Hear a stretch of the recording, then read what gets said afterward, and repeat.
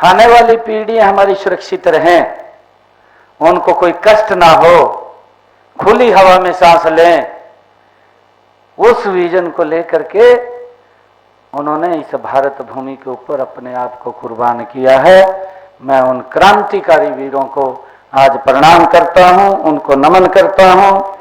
और आज मेरे लिए बड़े सौभाग्य की बात है कि इस कुरुक्षेत्र, धर्म के क्षेत्र कुरुक्षेत्र की इस पवित्र भूमि पर, पावन धरा पर, हरियाणा प्रदेश के हमारे करदाताओं के लिए एक मुश्त निपटान योजना OTS स्कीम 2025 का आज मुझे शुभारंभ करने का अवसर मिला है। मैं इसके लिए पूरे हरियाणा प्रदेश के सभी ऐसे करदाताओं को आज बधाई भी देता हूं, शुभकामनाएं भी देता हूं, क्योंकि सरकार की सोच है, सरकार उस सोच के ऊपर काम कर रही है कि लोगों के जीवन में दिक्कतें ना हो, उनका जीवन सरल हो। और मुझे इस बात की भी खुशी है कि आज मुझे यहाँ पर 5 ऐसे महान व्यक्तियों को, जो हरियाणा प्रदेश के अंदर वो टैक्स दे करके इस विकास की गति को तेज करने में अपनी भूमिका अदा करते हैं, उनको सम्मानित करने का अवसर मिला है। मैं उनको भी बधाई देता हूं। इसके साथ साथ 5 ऐसे ऑफिसर्स जो ईमानदारी से निरंतर इस पथ के ऊपर चलते हुए, क्योंकि पथ तो ये करड़ा है बहुत ज्यादा, परंतु इसके ऊपर चलते हुए वो इस कार्य को आगे बढ़ा रहे हैं और उनको सम्मानित करने का मुझे मौका मिला है। मैं उनको भी बहुत बहुत बधाई देता हूं, शुभकामनाएं देता हूं। मुझे विश्वास है कि इस योजना से प्रदेश के हजारों करदाताओं को, विशेषकर छोटे दुकानदारों को, उद्यमियों व व्यापारियों को एक बड़ी राहत मिलेगी।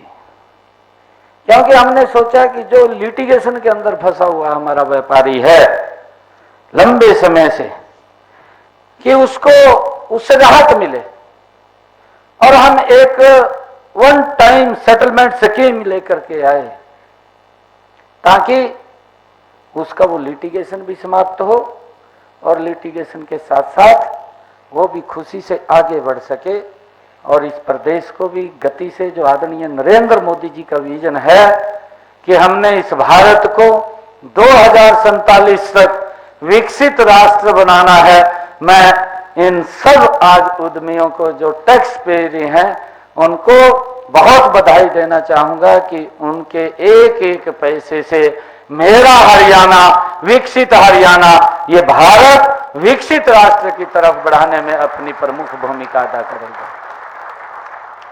मुझे इस बात की खुशी है, मैं उनको बधाई देता हूं। और मैं ये भी कहना चाहता हूं, ये सरकार एक भी पैसे का मिसयूज नहीं होगा कहीं। हम इस बात को सुनिश्चित करने के लिए हमारी पूरी हरियाणा की टीम, सभी ऑफिसर्स उसके अंदर लगे हुए हैं।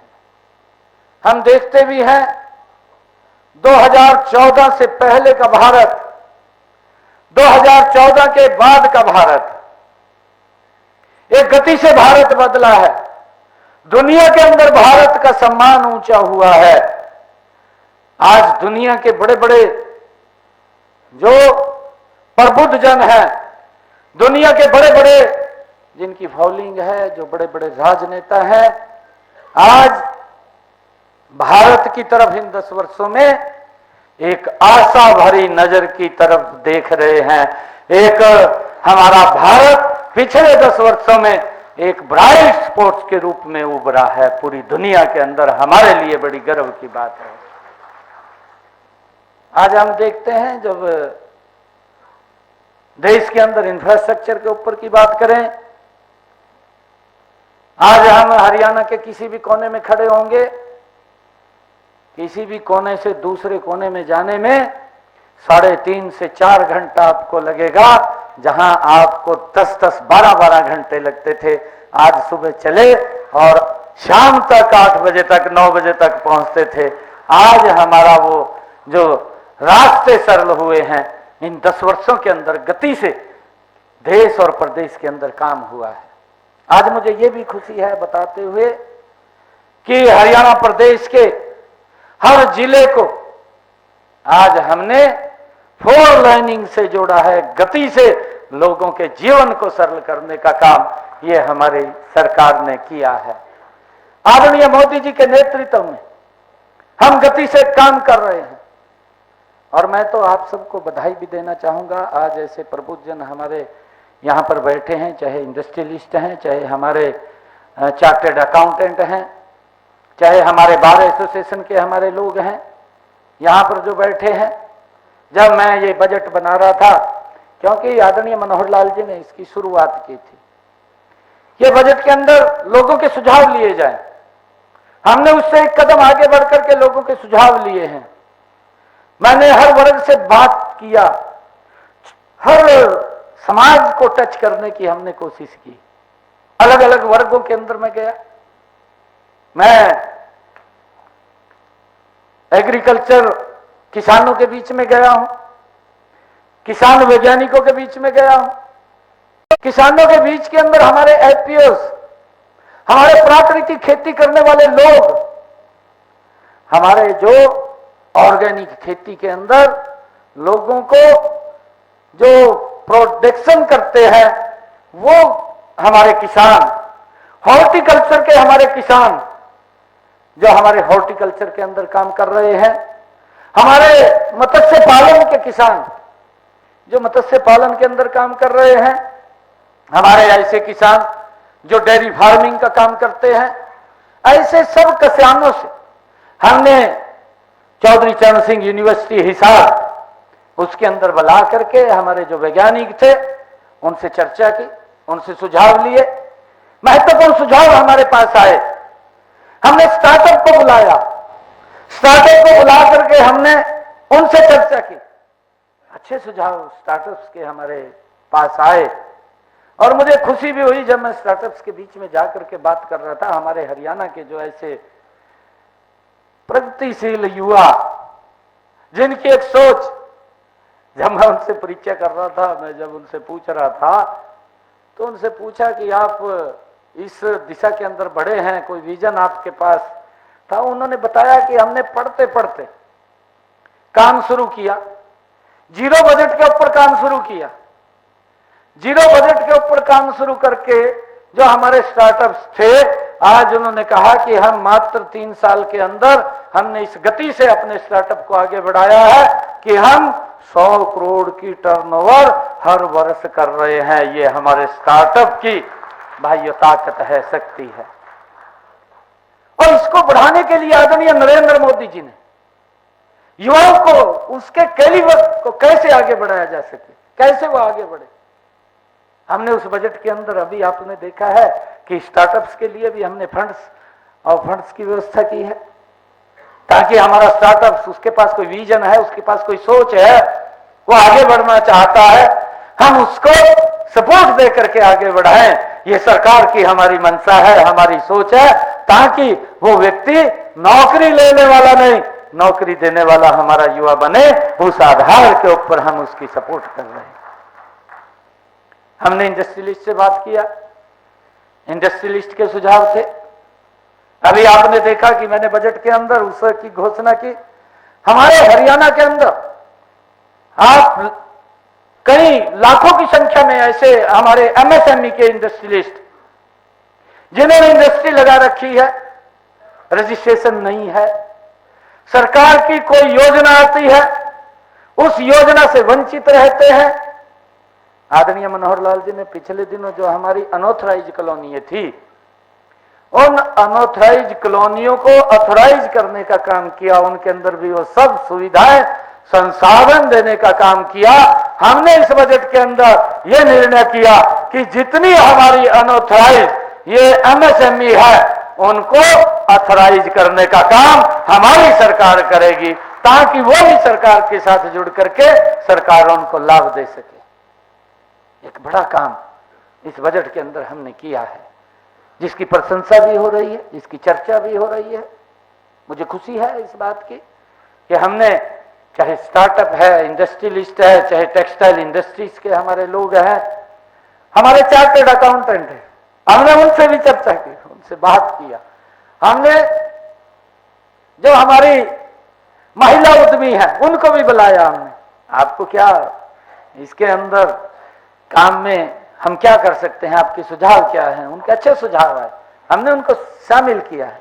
और मुझे खुशी है कि हमने महिलाओं के लिए, जो हमारी महिला उद्यमी है, अगर वो डेयरी फार्मिंग में काम करना चाहती है, 1 लाख रुपए तक लोन के अंदर उसको कोई ब्याज नहीं देना पड़ेगा, वो उसको आगे बढ़ सकती है, काम को आगे बढ़ा सकती है। ये निर्णय हमने अपने बजट के अंदर किया है। हमने अलग अलग सभी वर्गों से बातचीत किया। हमने हॉर्टिकल्चर को बढ़ावा देने के लिए कि हमारा हॉर्टिकल्चर के अंदर किसान आगे बढ़े, ज्यादा जमीन के ऊपर वो हॉर्टिकल्चर के अंदर जाए। हमारा किन्नू का सिरसा के अंदर किसान है, किन्नू के किसान के लिए हमने एक प्रसंस्करण, जो जूस की एक फैक्ट्री, वहां पीपी मोड़ के ऊपर सरकार उसको लगाने का काम करेगी ताकि मेरे किसान को एक मार्केट वहां उपलब्ध हो। जब वहां इस प्रकार की इंडस्ट्री आ जाएगी तो मेरे किसान की भी आय बढ़ेगी और मेरा किसान और ज्यादा क्षेत्र के ऊपर किन्नू उगाने का काम करेगा ताकि फसल डाइवर्सन के अंदर भी हमें उसका लाभ मिले। क्योंकि धान की अगर हम फसल बोते हैं, धान की फसल के अंदर पानी का ज्यादा दोहन होता है, उस पानी के दोहन को भी कम किया जाए। कम ड्रॉप, जो आदरणीय प्रधानमंत्री जी का एक विषय है जो वो बोलते हैं कि कम ड्रॉप और मोर क्रॉप, उसके तहत किसान कम पानी के अंदर अपनी ज्यादा पैदावार कर सके, उसको लेकर के हमारी सरकार ने इसके अंदर प्रावधान किया है। अलग अलग क्षेत्रों को हमने उत्कृष्टता के अंदर, क्योंकि हॉर्टिकल्चर किसान के से हमें सुझाव आए, उसको लेकर के हमने अलग अलग स्थानों पर इस बजट के अंदर हमने उसको खोलने का काम किया है। स्ट्रॉबेरी का किसान, किस क्षेत्र के अंदर स्ट्रॉबेरी हमारा किसान पैदा कर सकता है, उसको कैसे बाहर, अपने यहां पर भी अगर ज्यादा पैदावार होती है तो उसको बाहर एक्सपोर्ट करने का भी हमारा, कि उसको लाभकारी मूल्य मिले। हमने अलग क्षेत्र के अंदर स्ट्रॉबेरी का किसान, गुआवा का किसान, अमरूद की खेती वो करे ताकि अमरूद जो हमारा फल है उसका लाभकारी मूल्य उसको मिले।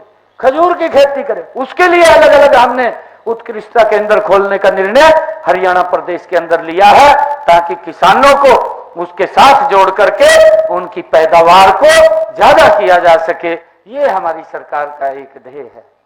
मुझे खुशी है कि आज जब मैं आप लोगों के बीच में आया हूं, आज जो ये वन सेटलमेंट स्कीम, जिसके तहत आज ये एक बड़ा लाभ हमारे हरियाणा प्रदेश के लाखों व्यापारियों को मिलने वाला है। यह स्कीम हरियाणा के उन करदाताओं के लिए है जो किन्हीं कारणों से अपने करों को की बकाया राशि का भुगतान नहीं कर सके।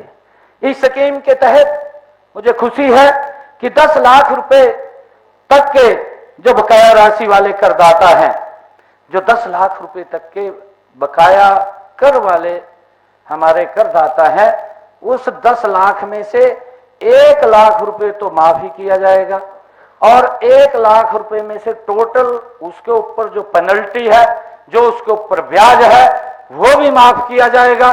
जो मूल है उस मूल में से उसको 40% तक उसको भरना पड़ेगा, 60% तक उसको माफ करने का ये निर्णय इसके अंदर किया है। और मुझे ये भी खुशी है कि यह योजना अभी 2-3 दिन में शुरू हो जाएगी। आज उसको लॉन्च कर दिया है, इसको ऑनलाइन उसको अप्लाई करेगा, अप्लाई करके उसका लाभ लेगा ताकि इस लिटिगेशन से उसको राहत मिले। और ये योजना जब शुरू होगी तो 180 दिनों 6 महीने के लिए ये खुली रहेगी ताकि 6 महीने तक वो अपना भर करके उसका लाभ ले सके। मैं करदाताओं को ये भी कहना चाहूँगा कि इस जो ये समस्या है जो लिटिगेशन के अंदर फंसे हुए हैं, इससे वो बाहर निकलने का उनको एक सरल रास्ता देने का काम ये हमारी सरकार ने किया है। इसका लाभ उठाना चाहिए और इसका लाभ हमारे उन सब लोगों को मिलेगा। और इसके साथ मैं बताना चाहूँगा कि हमने इस स्कीम के तहत जो हमारे करदाता हैं, जिनकी हमने 3 स्लैब बनाई है, 3 स्लैब के अंदर एक का जिसका मैंने जिक्र किया है कि 10 लाख रुपए तक, 1 लाख से 10 लाख रुपए और 10 लाख से लेकर के 10 करोड़ रुपए तक, ये दूसरी स्लैब है। इस दूसरी स्लैब के अंदर हमने ये निर्णय किया है कि उसका पूरा का पूरा जो पेनल्टी और ब्याज है वो तो माफ होगा, परंतु मूल में से उसको 50% वो देना पड़ेगा। ये एक बड़ी राहत हमने व्यापारियों को दी है ताकि वो लिटिगेशन से बच सके। और इसके बाद हमने ये निर्णय किया है जो 10 करोड़ से लेकर के ऊपर के हैं उनका टोटल का टोटल हमने ब्याज और पेनल्टी वो माफ किया है, मूल उनको वो जमा कराना पड़ेगा। ये 3 किस्तों के अंदर हमने इसको किया है ताकि हमारे जो प्रदेश के जो करदाता हैं, जिनके एक एक पैसे से हरियाणा प्रदेश ये विकास की नई बुलंदियों को छू रहा है, उसको हम ठीक तरीके से यूज करके इस हरियाणा प्रदेश को आगे बढ़ा सकें। और मुझे ये भी खुशी है कि हमने जो 10 लाख रुपए तक के हमारे छोटे करदाता हैं उनके लिए एक और इसमें सब स्कीम हमने खड़ी की है कि अगर वो 2 किस्तों में पैसा देना चाहे तो वो 2 किस्तों में भी पैसा दे करके इस लिटिगेशन से बाहर हो सकता है। ये हमने निर्णय किया है। मुझे खुशी है कि हमने छोटे से छोटे व्यापारी से लेकर बड़े से बड़े व्यापारी को भी राहत देने का काम, सरलीकरण करने का काम ये हमारी सरकार ने किया है ताकि हमारे व्यापारी इस समस्या से जो लंबे समय से जूझ रहे थे, इस समस्या का समाधान से वो बच सके, इस लिटिगेशन से बच सके और वो भी इस प्रदेश के विकास के अंदर और गति से अपना योगदान दे सके। ऐसा हमारी सोच है और उस आधार के ऊपर हमने इसको आगे बढ़ाया है। इससे प्रदेश में व्यापारियों के लिए ईमानदारी से अपना कारोबार करने के लिए बड़ा ही अच्छा, सुरक्षित और अनुकूल माहौल ये बनेगा। क्योंकि सोचते रहते हैं व्यापारी, भाई मेरे ऊपर ये तरीक लगनी है, उस तरीक पे जाना है। हमारे यहाँ एडवोकेट साथी बैठे हैं, उनके पास पहले ही फोन करना शुरू कर देते हैं मेरी तारीख कब आएगी। फिर एडवोकेट साहब बताते हैं इस तारीख को आपने आना है, फिर अगली तारीख मिल जाती है, समाधान निकलता नहीं था, चक्कर काटते रहते थे। उस चक्रों से भी उनको एक बड़ी राहत देने का काम हमने किया है। और मुझे खुशी है कि अब करदाताओं की सुविधा के लिए हमने हरियाणा में जो अभी चर्चा भी की है, जीएसटी अधिनियम 2017 के तहत किए जाने वाले पिछले 3 से 4 वर्षों के ऑडिट एक बार में ही किए जाएंगे, ये भी हमने निर्णय किया है। इसका भी हमारे व्यापारियों को विभागों के बार बार चक्कर नहीं काटने पड़ेंगे, इसका भी लाभ हमारे व्यापारियों को मिलेगा। हमने पारदर्शिता को बढ़ाने के लिए सरकार ने प्रत्येक ईटीओ और डीईटीसी कार्यालय कक्षों में, जो अभी बताया भी है हमारे देवेंद्र कल्याण जी ने, कि वहां पर किसी प्रकार की कोई गड़बड़ी या कोई दिक्कत ना हो, तो सीसीटीवी कैमरों के अंदर सारा काम हो। कोई व्यक्ति अगर वहां अपने किसी सेटलमेंट के लिए आता है या कोई फार्म अप्लाई करने के लिए आता है तो वो सारा का सारा ध्यान में रहे और उसके ऊपर के अधिकारियों की हमारी नजरें वो रहेंगी ताकि इस काम में पारदर्शिता लाई जा सके और बिना भय और डर के व्यक्ति उस कार्यालय में जा करके अपने काम को करवा सके। ये भी हमारा इसका उद्देश्य है।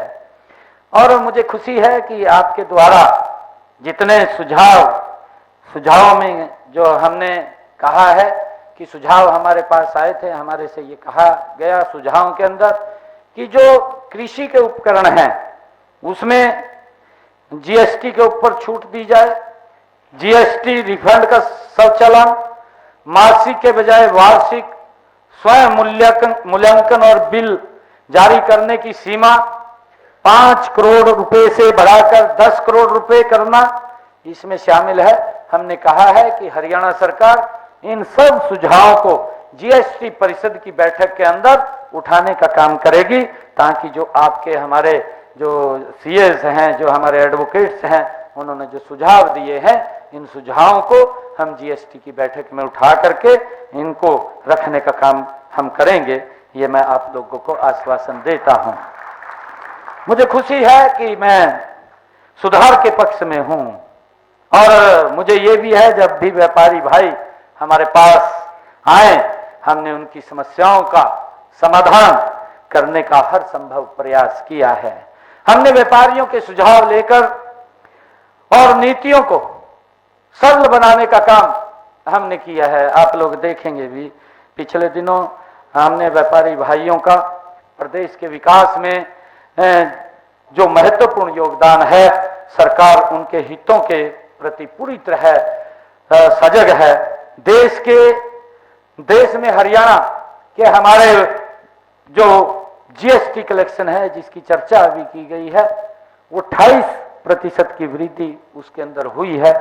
यह वृद्धि दर बड़े राज्यों में हमारे टॉप के ऊपर, जो टॉप 5 के अंदर हमारा हरियाणा आया है। इसके लिए मैं आप सभी करदाताओं को भी और अधिकारियों को भी मैं बहुत बहुत बधाई देता हूं, शुभकामनाएं देता हूं। जैसा हमने कहा भी है कि हमने पिछले दिनों व्यापारियों की समस्याओं को ध्यान में रखते हुए 29 करोड़ रुपए की लागत से जीएसटी भवन का निर्माण रेवाड़ी के अंदर वो किया है, जो आधुनिक सुविधाओं से लैस है। उसके अंदर किसी प्रकार की कोई दिक्कत समस्या हमारे व्यापारियों को ना आए, तो वहां पर भी हमने उसका उद्घाटन किया। और उसके साथ साथ हम हर जिला के अंदर ये हमारे जीएसटी कार्यालय खुले और इसका लाभ हमारे व्यापारियों को मिले, उसको लेकर के हम ये आगे बढ़ाने वाले हैं। और मुझे ये भी बताते हुए कि हमने व्यापारियों की जो समस्याएं हैं, उन समस्याओं को भी समाधान किया। पिछले दिनों मेरे पास हरियाणा के व्यापारी आए, जो आड़ती के कमीशन को लेकर के उन्होंने अपना एक विषय रखा कि केंद्र सरकार जो हमारी धान की, गेहूं की जो फसल है, उसके ऊपर 46 रुपए प्रति क्विंटल के हिसाब से कमीशन देती है। भी उसके अंदर हमारा खर्चा बहुत ज्यादा होता है कि ये अगर बढ़ जाए। हमने कहा क्योंकि ये केंद्र से जुड़ा हुआ विषय है कमीशन का, क्योंकि 46 रुपया अगर केंद्र ने तय किया है तो पूरे देश को ध्यान में रख करके उसको तय किया है। परंतु हमने हरियाणा के व्यापारियों को इस बात को लेकर के आश्वस्त किया कि आपकी जो मांग है, इस मांग को हम सहर्ष स्वीकार करते हुए हम इसको बढ़ाने का काम करेंगे। और हमने हरियाणा के अंदर जो 46 रुपए प्रति क्विंटल के हिसाब से कमीशन दिया जाता था, उनकी मांग के ऊपर हमने इसको बढ़ा करके 55 रुपए प्रति क्विंटल करने का निर्णय किया। और मुझे खुशी है कि हमने आड़तियों को जो ऊपर की बढ़ोतरी हुई है, इस बढ़ोतरी के अंदर 309 करोड़ रुपया आड़तियों को देने का काम हमारी सरकार ने किया है, ताकि इस से हमारे जो आड़ती भाई है उनको जो घाटा होता था वो घाटा न हो, उसको ध्यान में रखते हुए हमने इसको आगे बढ़ाया है। मुझे ये भी खुशी है कि राज्य में जो हमारी खरीफ की फसल 2024-25 के दौरान प्रदेश में जो कस्टम मिल्ड राइस डिलीवरी के लिए भी हमने राइस मिलर्स को 31 अगस्त 2024 तक, जो उन्होंने कहा कि हमारे राइस मिलर्स के अंदर जो हम चावल लेते हैं उसके अंदर सूखा चला जाता है, वो भी मेरे को मिले थे। और हमने उनके सूखे को लेकर के भी कुछ उसका सरकार वहन करेगी, क्योंकि पूरा का पूरा आड़ती के ऊपर पड़ता था। केंद्र ने उस बात को स्वीकार नहीं किया। हमने कहा कि हम वन टाइम आपको इसका लाभ देने वाले हैं। और मुझे खुशी है कि हमने ऐसे राइस मिलर्स की जो डिलीवरी के लिए 62 करोड़ 58 लाख रुपए का प्रोत्साहन के रूप में बोनस देने का काम हमारी सरकार ने किया है। मुझे यह भी खुशी है कि प्राकृतिक आपदा में जो हमारे व्यापारियों के जान व माल का नुकसान की भरपाई के लिए भी हमने संशोधित मुख्यमंत्री व्यापारी क्षतिपूर्ति बीमा योजना, उसका भी शुभारंभ किया है।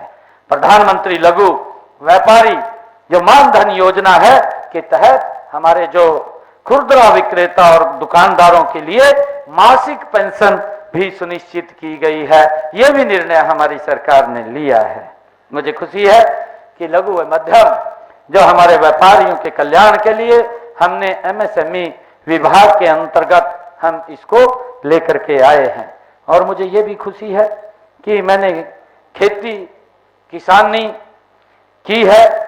मैं भी किसान का बेटा हूं।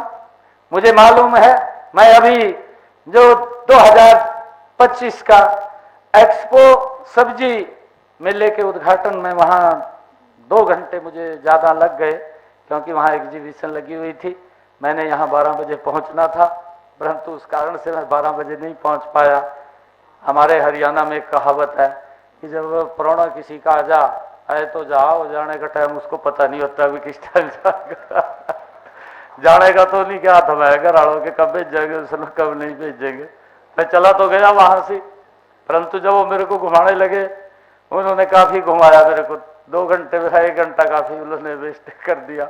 वेस्ट नहीं किया, जब मैंने देखा उसको, हमारे जो किसानों ने वहां पर अपने अपने क्षेत्र के अंदर जो महत्वपूर्ण कार्य करके उसका प्रदर्शन वहां पर उस जो एग्जीबिशन लग रही थी उस एग्जीबिशन के अंदर उन्होंने रखा है, तो मुझे भी बड़ी खुशी हो रही थी। मैं उनसे पूछ रहा था, उससे किसानों को भी प्रेरणा मिलती है।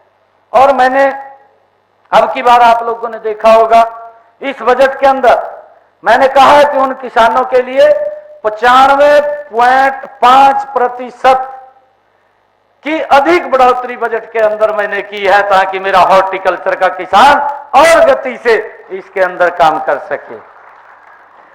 मैं अपने जीवन में अनुभव में भी जानता हूं, मुझे मालूम है कि छोटे बड़े व्यापारियों की कई तरह की वो दिक्कतें होती हैं। व्यापार में प्रतिस्पर्धा के नाते जो दिक्कतें और चुनौतियां आपके सामने आएंगी वो व्यापार का हिस्सा है। एक तरफ से वो आप लोगों का अनुभव भी है और वो आपके जीवन में होगा, लेकिन सरकार के नाते से, सरकारी नीति के नाते से और सरकारी नियमों की उलझनों के नाते से आपको कोई दिक्कत हमारी सरकार नहीं आने देगी। उसका मैं आपको पूरा विश्वास दिलाता हूं। उसको सरलीकरण के लिए हम लगातार आपके साथ कंधे से कंधा मिला करके वो खड़े हुए दिखाई देंगे। मुझे खुशी है कि इस योजना को शुरू करने का हमारा उद्देश्य सिर्फ कर संग्रह करना नहीं था।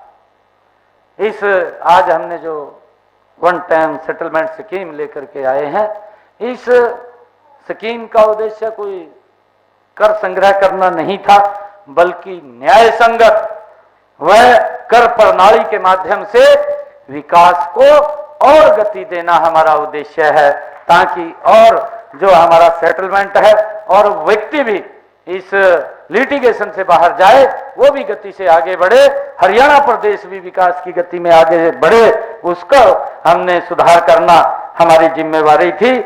आप हरियाणा के विकास में अपना योगदान देते रहें और प्रदेश के विकास के साथ निरंतर बढ़ते रहें, यही मेरी शुभकामना है। आइए, सबका साथ, सबका विकास, सबका विश्वास और सबका प्रयास के साथ हम हरियाणा को नई ऊंचाइयों पर ले जाने का आज संकल्प लेकर के आगे बढ़े। आप सबका बहुत बहुत धन्यवाद। जय हरियाणा, जय भारत।